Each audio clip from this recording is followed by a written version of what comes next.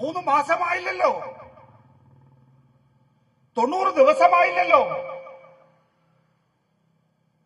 ഈ ഭരണത്തോട് ഏറ്റവും വലിയ CPM വിരോധിയായിട്ടുള്ള ആളോട് പോലും ചോദിച്ചോളൂ, ഈ ഭരണത്തോട് നിങ്ങൾക്ക് തൃപ്തിയുണ്ടോ? ഈ ഭരണത്തോട് എല്ലാ ദിവസവും നുണ പറയുന്ന ഒരു മുഖ്യമന്ത്രിയോ? EMS-ഉം നായനാരും VS-ഉം പിണറായിയും ഒക്കെ ഇരുന്ന കസേര. ഏറ്റവും ഒടുവിലെ നുണ എന്താ? ഏറ്റവും ഒടുവിലത്തെ നുണ എന്ന് പറയുന്നത് കടലിൽ കാണാതായ പോയവർക്ക് വേണ്ടി 10 ദിവസം തുടർച്ചയായി രക്ഷാപ്രവർത്തനം നടത്തിയ സർക്കാർ മുമ്പെങ്ങും ഉണ്ടായിട്ടില്ല. നമ്മുടെ ഈ വിഴിഞ്ഞത്തിലെ ഒരാള്, പേരോർമ്മയുണ്ട്, ജോൺ മത്യാസ്. അപ്പൊ വിഴിഞ്ഞത്തെ ജോൺ മത്യാസ്, അഞ്ചുതെങ്ങിലെ ഒരു നീണ്ടകരയിലെ ഗൗതം കൃഷ്ണ, അങ്ങനെ 3 പേര് ഇപ്പോഴും കടലിലാണ്. എന്താ നമ്മുടെ മുഖ്യമന്ത്രി പറയുന്നത്?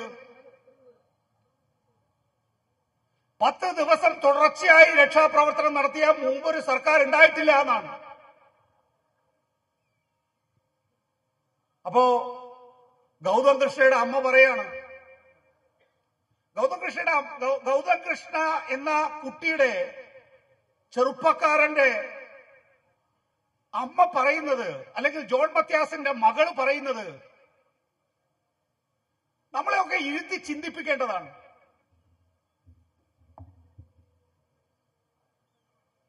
രണ്ട് ചോദ്യങ്ങളാണ് മുഖ്യമന്ത്രിയുടെ മുമ്പാകെ വന്നത്. മുഖ്യമന്ത്രിയോട് ഒരിക്കൽ ആ ദുരന്തം ഉണ്ടായതിനു ശേഷം 3 ദിവസം കഴിഞ്ഞ് മുഖ്യമന്ത്രി വാർത്താലേഖകരെ കണ്ടല്ലോ. മുഖ്യമന്ത്രിയോട് ചോദിച്ചു, നിങ്ങള് മലപ്പുറത്ത് നിന്ന് വരുന്ന വഴിക്ക് അവിടെ ബൈ മി എ കോഫി എന്ന് പറയുന്ന ഒരു സ്ഥാപനത്തിന്റെ ഉദ്ഘാടനത്തിന് പോയല്ലോ. അതിന് 3 കിലോമീറ്റർ പരിധിയിലാണ് 3 പേര് മരിച്ച ഒരു വീടുള്ളത്. നിങ്ങൾ എന്തുകൊണ്ടാണ് ആ വീട്ടിലേക്ക് പോകാതിരുന്നത്? എന്തുകൊണ്ടാണ് അവരെ സമാധാനിപ്പിക്കാതിരുന്നത്? സത്യം പറഞ്ഞാൽ ഒരു മാധ്യമ പ്രവർത്തകൻ എന്ന ജോലി ചെയ്ത എന്നെ സംബന്ധിച്ചിടത്തോളം വലിയ അത്ഭുതമായിരുന്നു മുഖ്യമന്ത്രിയുടെ. ഇത്രയധികം മാധ്യമ പരിലാളന ലഭിക്കുന്ന ഒരു മുഖ്യമന്ത്രി ആയിരുന്നില്ല എങ്കിൽ ആ പരാമർശം വലിയ തോതിൽ വിവാദമാവുമായിരുന്നു. അദ്ദേഹം പറയുമായിരുന്നു, ഒരു കാര്യം ചെയ്യൂ, താങ്കൾ ഇവിടെ വന്നിരുന്നിട്ട് പ്രസംഗിക്കൂ എന്നാണ്. ഇതൊരു പുച്ഛമാണ്.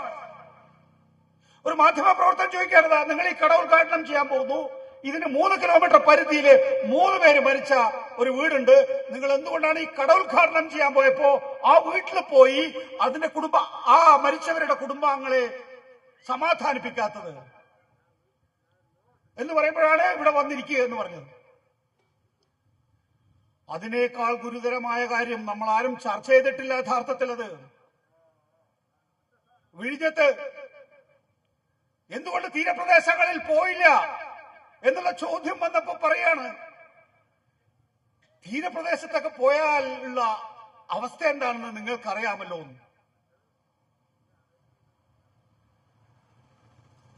കഴിഞ്ഞ മുഖ്യമന്ത്രി പോയപ്പോ കണ്ടില്ലേ? നോക്കൂ, ഇടപെടാൻ കഴിയുന്ന ഒരു സമൂഹമല്ല തീരപ്രദേശത്തുള്ളത് എന്ന് നമ്മുടെ സംസ്ഥാന മുഖ്യമന്ത്രി പറയുകയാണ്. ഒരു പൗരൻ എന്നുള്ള നിലയിൽ, ഇതൊക്കെ കണ്ടുകൊണ്ടിരിക്കുന്ന ആളുകൾ എന്നുള്ള നിലയിൽ നെഞ്ചു പൊട്ടുകയാണ്. ജോൺ മത്യാസിന്റെ മകള്, അവള് കേരള യൂണിവേഴ്സിറ്റിയിലെ റിസർച്ച് സ്കോളറാണ്. അവള് മൈക്കിലൂടെ നമ്മളോട് പറയുന്ന ചില കാര്യങ്ങൾ കേട്ടാൽ നമ്മളൊക്കെ അസ്തപ്രജ്ഞരായിരിക്കുകയാണ്. കാരണം എന്താ, നമുക്ക് ഇതുവരെ അറിഞ്ഞിട്ടില്ലാത്ത പല കാര്യങ്ങൾ ആ കുട്ടി പറയാണ്. നമ്മളെക്കാളൊക്കെ എത്രയോ പകുതിയിൽ താഴെ പ്രായമുള്ള പെൺകുട്ടി പറഞ്ഞു തരണം. അവള് തീരപ്രദേശത്തെ മനുഷ്യരുടെ ജന്മനായുള്ള ടാലന്റിനെ കുറിച്ച് പറയുന്നു. അവര് മറൈൻ ആംബുലൻസിനെ കുറിച്ച് പറയുന്നു.